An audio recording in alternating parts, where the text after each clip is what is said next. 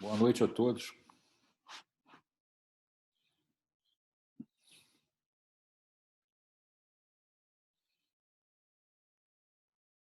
Vocês estão me ouvindo?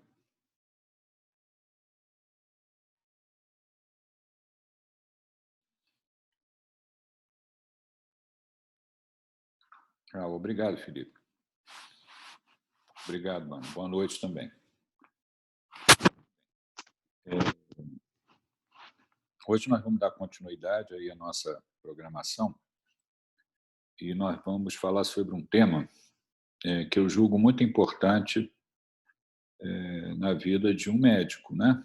A possibilidade dele contribuir para o mundo científico, né? A gente está falando sobre medicina baseada em evidências, na verdade, é a utilização dessas publicações científicas para poder atender o nosso doente, fazer diagnóstico e tratar os nossos pacientes, né? Já falamos isso na primeira aula, falamos na segunda aula sobre os desenhos, né, os estudos científicos, e hoje a gente vai falar um pouco como montar um projeto de pesquisa. Na verdade, passar para vocês o que eu penso sobre isso, né, sobre esse tema. Eu já vivi essa situação na minha vida em relação à publicação científica, tive oportunidade de qualificar, e por isso eu estou aqui falando com vocês. Eu tive a oportunidade de fazer mestrado, doutorado, pós-doutorado, então tive que passar por uma série de etapas para poder escrever uma publicação científica, submeter uma revista para publicação, posteriormente obter título de pós-graduação sensu estrito, né? Então vou tentar passar isso para vocês. Também informo a vocês que eu recebi um convite da faculdade, né, do centro acadêmico, para fazer escolha, né, participar ali da escolha de trabalhos que vocês mesmos fazem, né, da Celamed. Eu já participo há alguns anos e já respondi que vou participar. Eu acho que é muito legal vocês participarem, vocês apresentarem algumas publicações científicas nessa reunião de iniciação científica, né, onde os trabalhos são apresentados. Isso é muito importante. Então, vamos lá. Vou compartilhar a tela com vocês e, ao final, a gente conversa.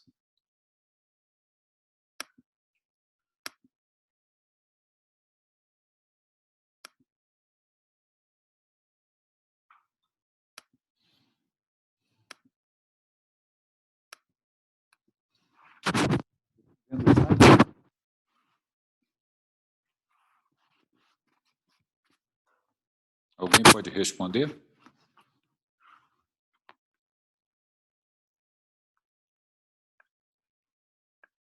Alguém pode responder se está vendo o slide? Eu não estou vendo o chat, não. Tá dando para ver o slide, sim. Obrigado, Júlia. É que quando eu compartilho assim, eu não tenho acesso ao chat, né? Só depois, quando eu retiro o compartilhamento. Muito bem. Então, vamos lá. Como montar um projeto de pesquisa? Aqui são alguns, digamos assim, princípios, né? Eu já comentei isso com vocês, um misto de ciência e arte, né? A nossa profissão, a profissão que vocês vão ter no futuro, medicina, muito mais ciência do que arte, mas também tem o componente da arte, né? E também já usei essa frase: absolutamente tudo que eu faço da medicina é fruto de publicações científicas que chegaram à prática clínica. Quer dizer, aquilo que eu vou ali decidir para fazer com o meu paciente, né, em relação a diagnóstico, exames que precisam ser feitos, decisões terapêuticas, tudo é fruto de publicações científicas, naturalmente levando em conta, como a gente já falou, em medicina baseada em evidências, a experiência do médico e também valores e circunstâncias ali do próprio paciente. E a pergunta: será que eu posso minimamente contribuir para os avanços dentro da minha área de atuação? Quer dizer, alguma área que a gente escolhe para atuar, né? Será que eu consigo contribuir ali trabalhando, né? Como é que eu poderia fazer isso, né? Passo inicial fundamental: ter curiosidade sempre, né? A gente, quando está ali cuidando dos nossos pacientes, a gente muitas vezes, né, fica com uma dúvida por que o doente evoluiu dessa maneira, ou por que o uso de tal droga fez com que o doente apresentasse tal evolução, de melhora ou não melhora, exames complementares, resultados. O médico tem que ter curiosidade e se perguntar por que aquilo que ele está aplicando ali em relação aos pacientes está apresentando aquelas aquela evolução e por que isso está acontecendo, né? Vencer desafios sempre, porque esse passo, né, de como que eu vou contribuir para o mundo científico, naturalmente é um desafio muito grande, né? É um item que se coloca e que pergunta biológica eu quero responder. Quer dizer, toda publicação científica tem ali um aspecto relacionado à medicina, relacionado à biologia, de uma questão que eu quero responder. Quer dizer, por que os doentes tratados dessa forma evoluem ou podem evoluir melhor do que o outro? Por que esse exame complementar ele é mais sensível, específico do que os outros que eu utilizo? Quer dizer, que pergunta eu quero responder, né? Isso é muito importante e toda vez que a gente pensa em ter uma publicação científica, né, iniciar uma investigação científica, essa pergunta surge. Que pergunta biológica eu quero responder? Por que aqueles meus pacientes estão evoluindo dessa maneira, melhor, com essa forma de tratamento, do que com o outro? Quer dizer, eu preciso avançar nessas questões, né?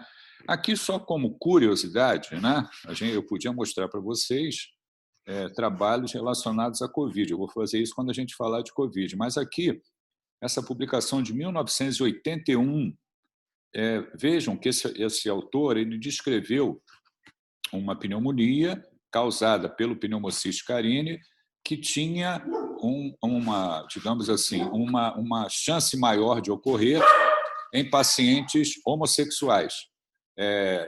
Saudáveis, mas eram homens homossexuais. Foi publicado no New England em 1981, né? Aqui uma nota adicionada posteriormente que 4 pacientes homossexuais adicionais e 2 exclusivamente heterossexuais, que também apresentavam esse quadro de uma nova imunodeficiência celular adquirida. Quer dizer, ele estava descrevendo em pacientes homossexuais e também heterossexuais uma pneumonia causada pelo Pneumocystis carini, e isso teria relação com o comprometimento da imunidade.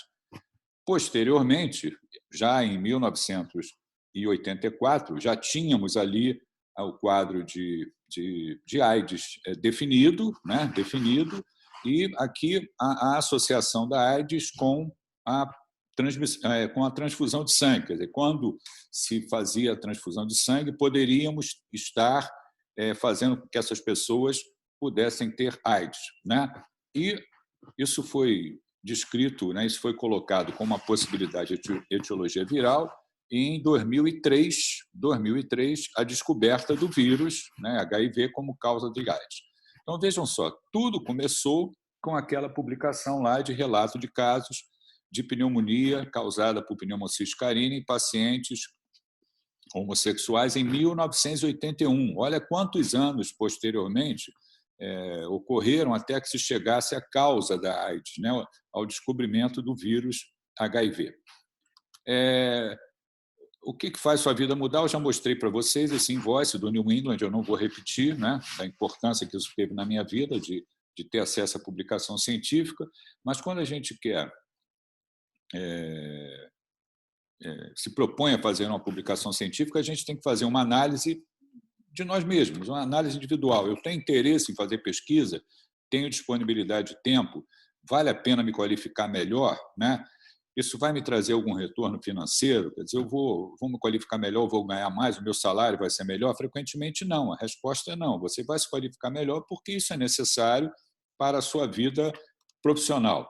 Eu vou fazer tudo sozinho? Obviamente não. A gente trabalha junto com outras pessoas, a gente trabalha em equipe, muitas vezes uma equipe multidisciplinar, e o trabalho é colaborativo. São várias pessoas envolvidas para que uma publicação ela possa ser feita. A análise estrutural, quer dizer, onde eu estou trabalhando, o ambiente é favorável, quer dizer, eu estou no local onde existe uma política de incentivo à pesquisa, né? a instituição ela incentiva que sejam feitas publicações científicas ou não, né? Existe cultura organizacional voltada para a pesquisa. Obviamente, quem está dentro de um ambiente universitário, de um hospital universitário, vai encontrar mais facilidades para que isso ocorra, né? Dentro de um hospital privado, dentro de um hospital público, não universitário, você tem que vencer, digamos assim, barreiras para poder obter dados, eu vou falar sobre isso, para poder vencer desafios para publicar um artigo científico. Mas não é impossível, nós podemos conseguir isso, né? Mesmo que a cultura organizacional não esteja voltada para a pesquisa como um hospital universitário.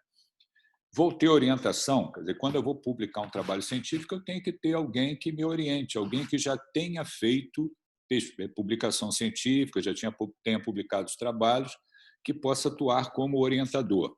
Lembra vocês que o curso de mestrado ele tem como objetivo formar professores. O curso de doutorado tem como objetivo formar pesquisadores. Então, normalmente, quem faz doutorado está mais habilitado à orientação de pesquisas. Ele se torna um pesquisador, né?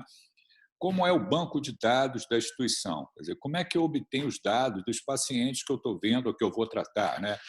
Se vai ser um estudo retrospectivo ou prospectivo, quer dizer, como é que eu vou ter acesso às informações dos pacientes?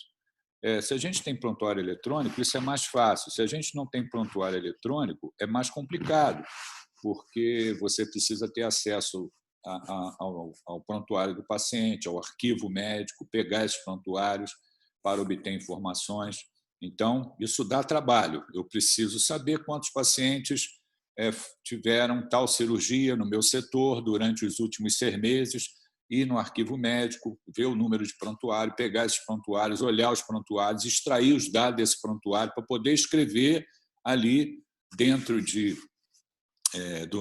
do meu artigo que eu estou querendo publicar, extrair essas informações para que eu possa fazer análise de dados. Então, o banco de dados ele é importantíssimo, né? Outra questão, eu vou ter estatístico para me ajudar? Esse profissional, o bioestatístico, ele é muito importante, porque ele domina uma área que muitas vezes nós médicos nós não dominamos com facilidade. Existem programas, existem softwares que fazem análise de dados. EPINFO, SPSS, eu vou comentar mais adiante. Mas a ajuda de um profissional de bioestatística ela é fundamental para poder fazer a análise de dados, né? Temos algum vínculo com a universidade para entrar no mestrado e doutorado? Opa, se isso puder ocorrer, é ótimo. Ao mesmo tempo que eu estou fazendo a minha pesquisa, isso pode fazer parte de um programa de mestrado e, mais adiante, um programa de doutorado. Mas não necessariamente. Eu posso estar numa estrutura, publicar trabalho, submeter o artigo a uma revista científica para que ele seja publicado, e isso não está vinculado a nenhum programa de pós-graduação de mestrado ou doutorado, né? Aqui tem uma lista grande de itens, né? Tudo que eu estou falando para vocês são coisas que eu vivi, e exatamente por conta disso é que eu estou colocando para vocês, né? Ter curiosidade científica, ter ideias, contribuição para a comunidade científica, decisão interna de vou fazer, escolher uma resposta a ser obtida, dedicar parte do seu tempo diário para isso, ou seja, tem que ser uma pessoa organizada, coletar dados de forma organizada, submeter o trabalho a comitê de ética e pesquisa, ter um termo de consentimento livre esclarecido para o paciente assinar, o responsável legal assinar, eu vou falar sobre isso mais adiante, ter planilhas, obter as informações que faltam, delegar, pode dar certo ou não, quer dizer, você tem um grupo e esse grupo vai obter informações para você, ter prazo em mente, eu não posso fazer um trabalho que eu vou concluir daqui a 20 anos, não vou concluir nada daqui a 20 anos, né? Ter prazo em mente, consultar a literatura, que muitas vezes aquilo que você está escrevendo, que você se propõe a publicar, existem artigos parecidos já publicados. Então, é interessante que a gente leia esses artigos para ver como que os autores desenvolveram o tema, que resultados eles encontraram. Você pode encontrar resultados semelhantes ou não. Mesmo que você encontre resultados semelhantes, você está contribuindo para o mundo científico, acrescentando mais informações. estruturar um artigo, começar a escrever com as suas palavras. Isso é autoral, quer dizer, o que eu vou fazer, eu estou fazendo, eu vou escrever, não pode haver plágio, né? Se houver plágio, isso é tudo deletado, né? Hoje existe mecanismos junto à web que você pode pegar um texto que você escreveu e submeter ali e a gente verifica se é plágio ou não.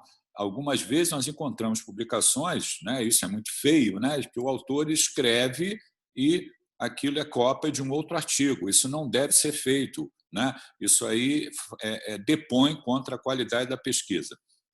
É ter acesso à referência, porque tudo que eu faço, tudo que eu falo que alguém já publicou, eu tenho que colocar ali esse crédito, né? O autor tal publicou no ano tal, referente a esse assunto seguinte. Quer dizer, quando eu cito esse autor, isso vai entrar lá embaixo como referência. E submeter para publicação.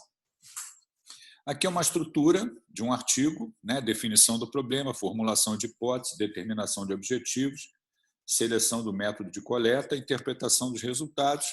Isso acaba virando, no artigo científico, introdução, objetivos, material e métodos, resultados de discussão, conclusão. Quer dizer, todo artigo ele tem um resumo, ele tem uma introdução, ele tem o objetivo, ali normalmente dentro da introdução, material e métodos, onde o autor mostra onde ele obteve os dados, né? E o que ele quer trabalhar com essas informações, os resultados encontrados, muitas vezes através de análise estatística, e uma discussão acoplada ali à conclusão ou não, aonde você vai discutir o que você encontrou com o que está publicado na literatura e você vai retirar as suas próprias conclusões, muitas vezes até citando também limitações da sua publicação, né?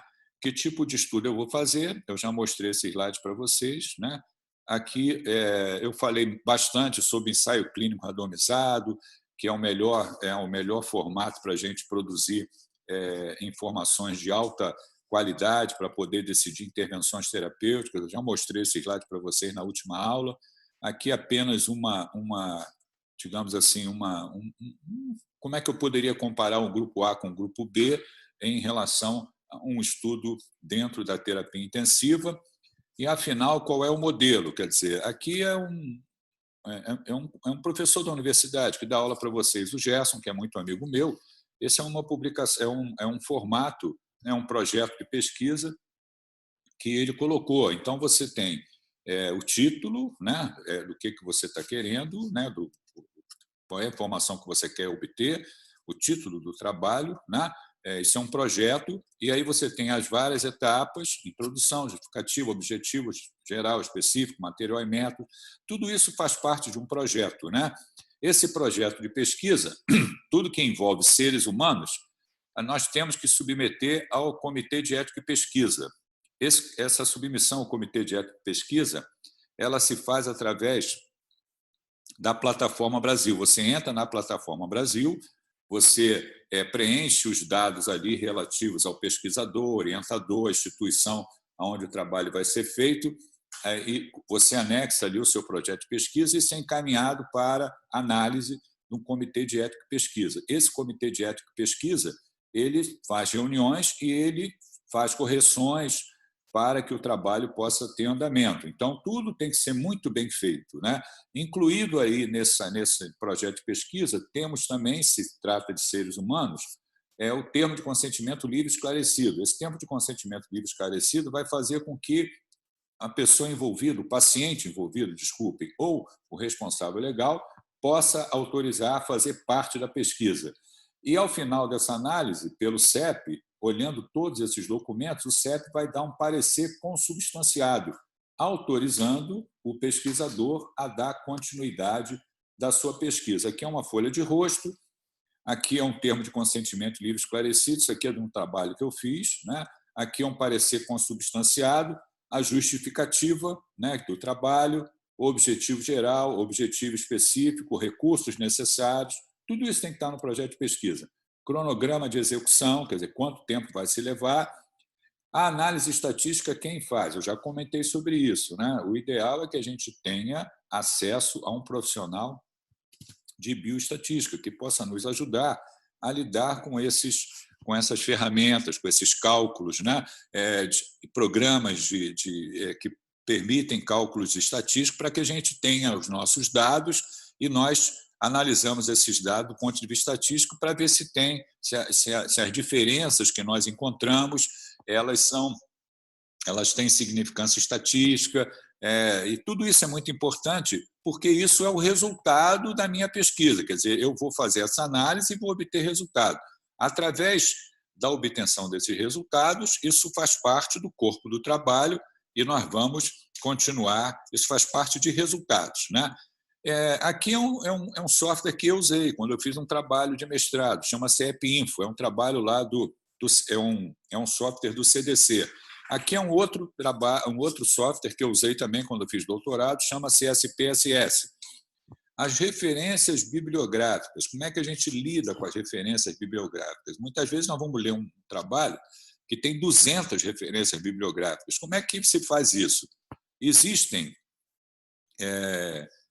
software que permitem que a gente trabalhe com as referências bibliográficas de uma maneira mais adequada. Na medida em que eu encontro a referência bibliográfica, insiro no meu trabalho, ele vai colocar, eu vou escolher a maneira como essa referência bibliográfica vai entrar no meu trabalho. Se a gente está no Brasil, publicando um trabalho no Brasil, a norma é a ABNT. Então, existe um formato de referência da ABNT. Isso vai fazer com que entre no trabalho com aquele formato e lá embaixo, onde tem as referências bibliográficas, também vai ser escrita a referência pelo formato ABNT. Existem programas que fazem isso, como resolver, um deles é o EndNote. EndNote é um programa muito conhecido, eu usei esse programa também. Esse programa, às vezes, você tem acesso por via institucional, outras vezes não, você tem que pagar, tem uma assinatura para você poder utilizar o EndNote. Naturalmente, todos esses programas têm assinatura para estudante, que é mais barato, para que os estudantes possam ter acesso. Salvar os artigos que nós estamos utilizando, né, de interesse com organização e lugar seguro. Quer dizer o seguinte, você vai ter muito o que escrever, vai ter muito artigo que você vai guardar, muito material, muita planilha, muitos dados. Isso tem que ser guardado. Isso normalmente está no nosso computador e tem que também estar num HD externo ou nas nuvens, né?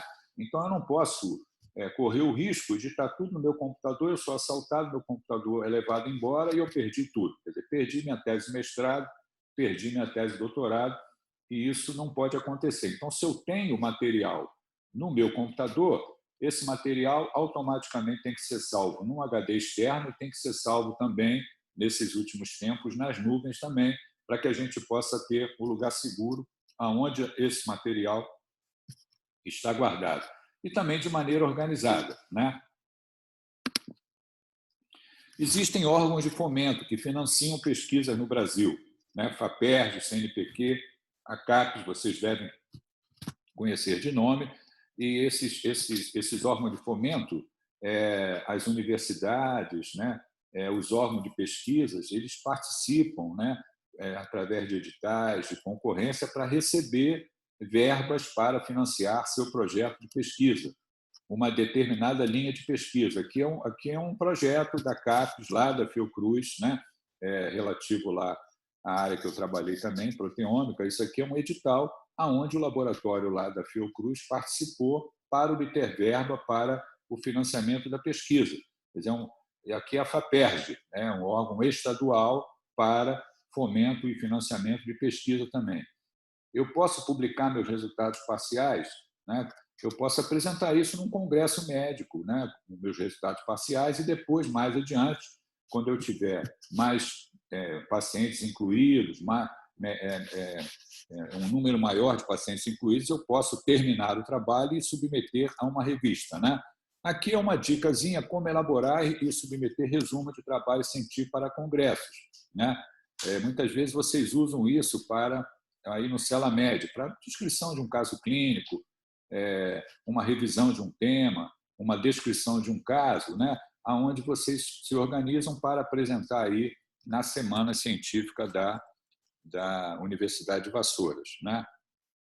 Ao término, aonde eu vou publicar, né? Se a gente está trabalhando por exemplo, com mestrados, a gente está trabalhando com doutorado e vai publicar e vai submeter o nosso trabalho, isso tem que ser numa revista indexada.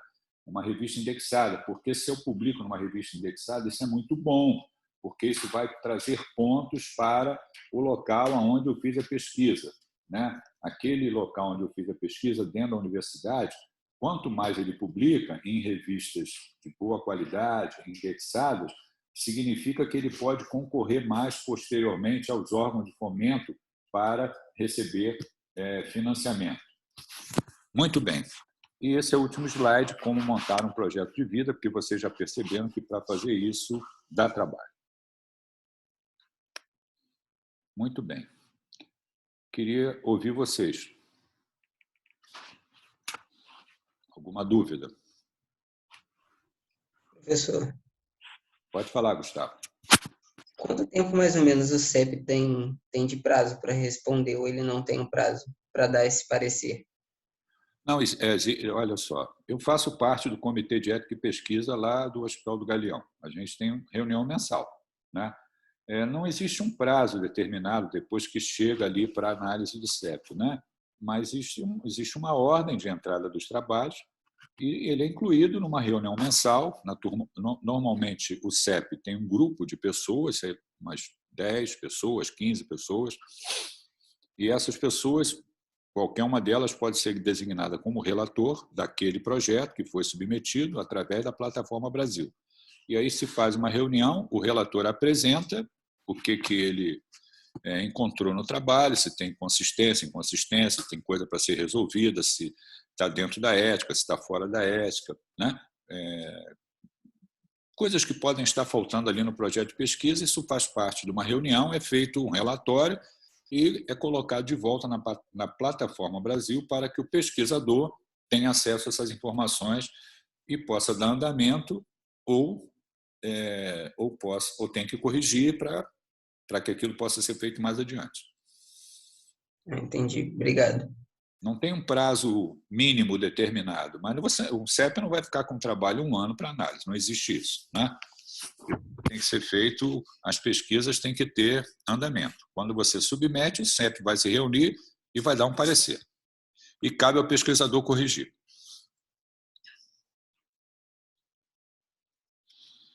Mais perguntas?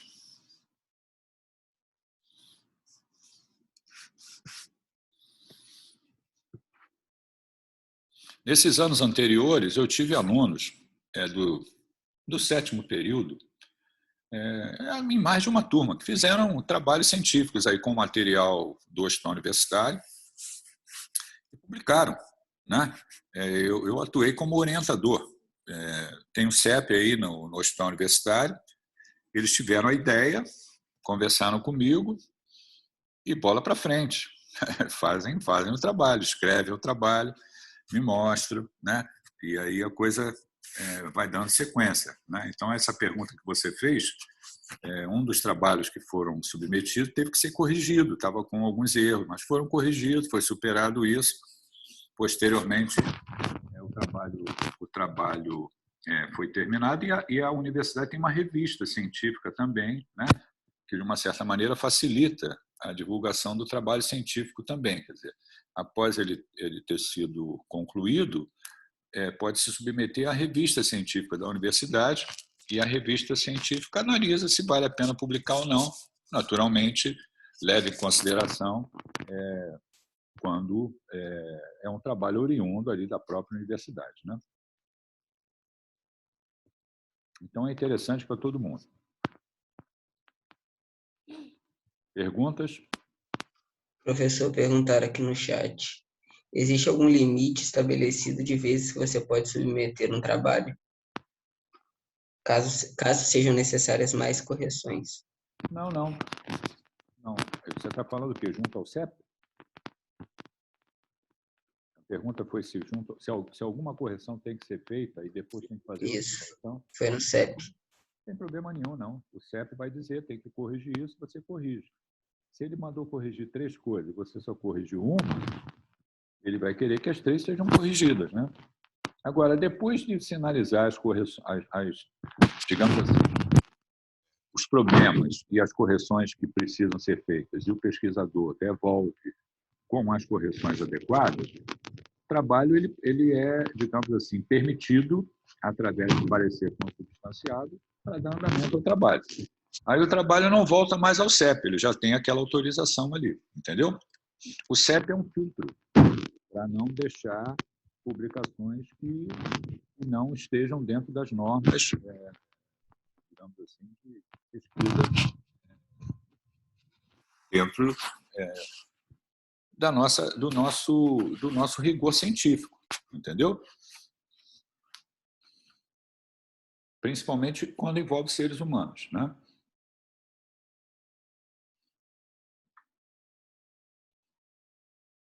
Algum de vocês já tentou publicar trabalho, publicou trabalho?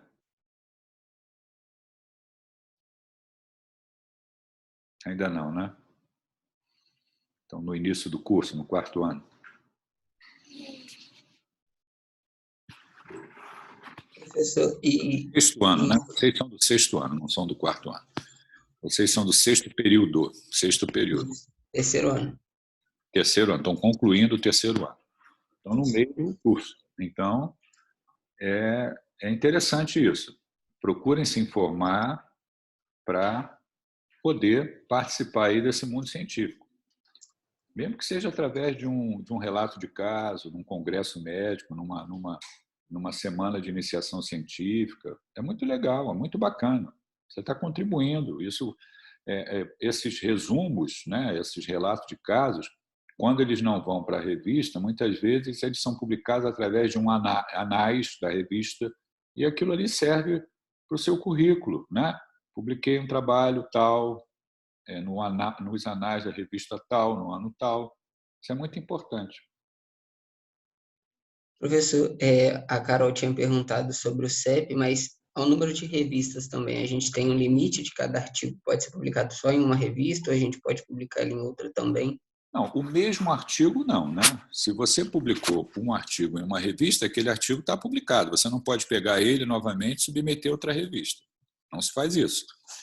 O artigo que foi publicado naquela revista é aquele artigo. Se você quiser publicar em outra revista, você vai fazer outro artigo, né?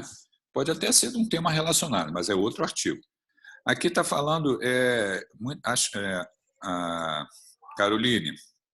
Nunca publiquei, acho que a gente acaba não sabendo quando começar, isso deixa para depois. É verdade, né? Dá trabalho, tem que ser organizado, tem que ter um tempo disponível para fazer reunião, conversar, ler, estruturar, começar a escrever, entendeu? Procurar referências bibliográficas, procurar se aprofundar sobre aquele tema. Mas isso não é nada diferente que outras pessoas fazem, né? Se a gente não começar, a gente não faz, né? Se a gente não começar, a gente não faz. Essa que é a verdade, né?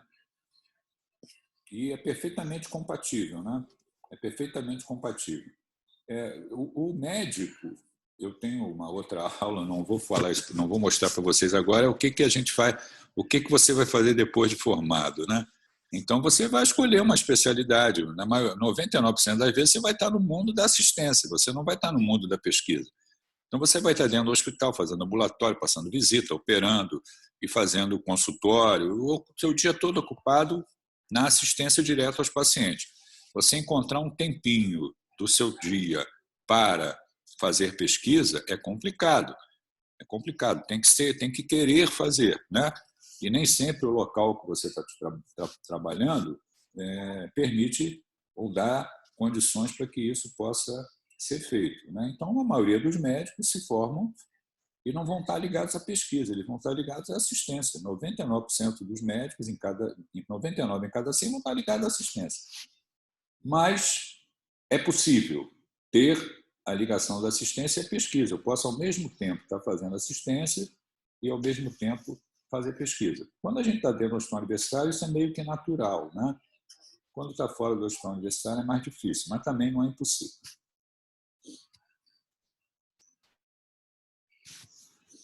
Muito bem. Alguma pergunta adicional? Mais? Não, professor, tudo tranquilo. Muito obrigado aí pela aula. Legal, espero que vocês tenham sido estimulados. Meu papel é esse aqui, estimular vocês para, mais adiante, vocês participarem aí do mundo científico, publicar um trabalho científico. E dentro da universidade existe estrutura para isso, né? Vocês aproveitem. A Universidade de Vassouras ela não faz isso, mas eu sei que a UFRJ faz. Ela muitas vezes permite ao estudante, talvez vocês pudessem até se informar junto à universidade, ela permite ao estudante ser incluída ali na iniciação científica, fazer um trabalho científico, né? Participar disso, né? Iniciação científica, publicação do trabalho científico durante a graduação.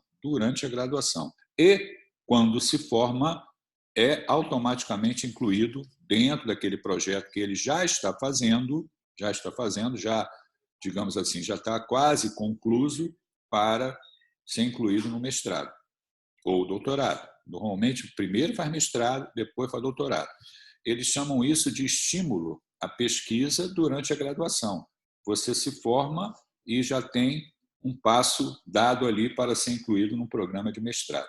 Então, é bastante interessante. Quer dizer, eu dou estímulo ao aluno, ele participa trabalhando para que uma publicação possa ser feita desse, né, desenvolvimento de pesquisa, esse mundo científico, e quando ele se forma, ele tem o crédito ali pelo trabalho que ele já desenvolveu de ser incluído num programa de pós-graduação, fazer mestrado, ser professor, né? Mais adiante, se quiser, fazer doutorado, se tornar um pesquisador, né? Algumas universidades estimulam isso, né? Para que o aluno possa participar e mais adiante tem esse bônus ali de ser incluído na pós-graduação sensu estrito. Muito bem. Então, se não tem mais perguntas, vocês podem sair de sala, tá? Essa aula vai ser gravada e vai ser colocada para vocês lá no ambiente virtual de aprendizagem. Então, um abraço, até semana que vem. Obrigada pela aula, professor. Obrigado por você, mano. Obrigado pelas palavras aí, Caroline. Se for possível, depois você me mostra aí o que vocês fizeram. Deve ser bastante interessante, tá bom?